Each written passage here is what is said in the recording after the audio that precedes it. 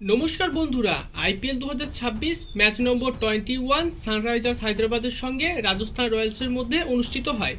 ম্যাচটি সানরাইজার্স হায়দ্রাবাদ 57 রানে জয় পায়।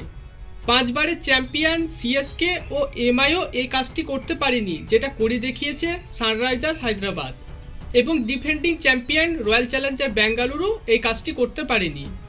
ভুবনেশ্বর কুমার, জস হ্যাজেলউড, জসপ্রীত বুমরা যে কাজটা করতে পারেনি সেটাই করে দেখিয়েছে 21 বছর ও 24 বছর বয়সী দুই তরুণ খেলোয়াড় হচ্ছে প্রফুল্ল সিংহে ও সাকিব হুসাইন। প্রথমে ব্যাট করে সানরাইজার্স হায়দ্রাবাদ 210 রান সংগ্রহ করে 6 উইকেটের বিনিময়ে।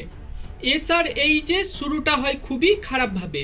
দুই ওপেনার ব্যাটসম্যান অভিষেক শর্মা 0 ও টার্ভিসেট 18 রান করে ফিরে যায়। হায়দ্রাবাদের ক্যাপ্টেন ঈশান কিষান 44 বলে 91 রানের একটি ইনিংস খেলে। তার ইনিংসে ছিল 6টি 6 ও 8টি 4। হেনরিক ক্লাসেনের 40 ও নীতিশ কুমার রেড্ডির 28 রানের দৌলতে সানরাইজার্স হায়দ্রাবাদ শেষ পর্যন্ত 210 রান সংগ্রহ করে।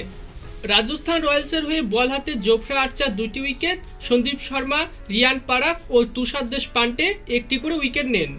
জবাবে ব্যাট করতে নেমে রাজস্থান রয়্যালসের শুরুটা হয় খুবই খারাপভাবে। যশস্বী জয়সওয়াল 1, বৈভব সূর্যবংশী 0 ও ধ্রুব জুরেল 0 রান করে ফিরে যায়। লুয়ান ডে গিলবার্ট 0, রিয়ান পারাক 4 রান। রাজস্থান দলের হয়ে হাল ধরেন রবীন্দ্র জাদেজা ও ডোনোভার ফেরেরা।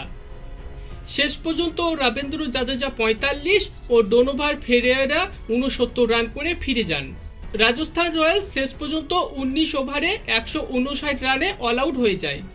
ফলস্বরূপ সানরাইজার্স হায়দ্রাবাদ 57 রানে জয় পায়।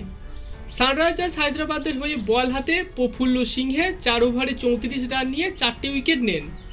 সাকিব হুসাইন 4 ওভারে 24 রান দিয়ে 4টি উইকেট নেন। ঈশান মালিঙ্গা 4 ওভারে 28 রান দিয়ে 2টি উইকেট নেন। সানরাইজার্স হায়দ্রাবাদ ও রাজস্থান রয়্যালসের আজকের ম্যাচের নায়ক প্রফুল্ল সিংহে ও সাকিব হুসাইন। তাদের দুজনের দুর্দান্ত বোলিংয়ের সামনে রাজস্থান রয়্যালস 159 রানে অল আউট হয়ে যায়। তো বন্ধুরা, রাজস্থান রয়্যালস ও সানরাইজার্স হায়দ্রাবাদের ম্যাচটি আপনার কেমন লেগেছে তা কমেন্টে অবশ্যই জানাবেন। ধন্যবাদ।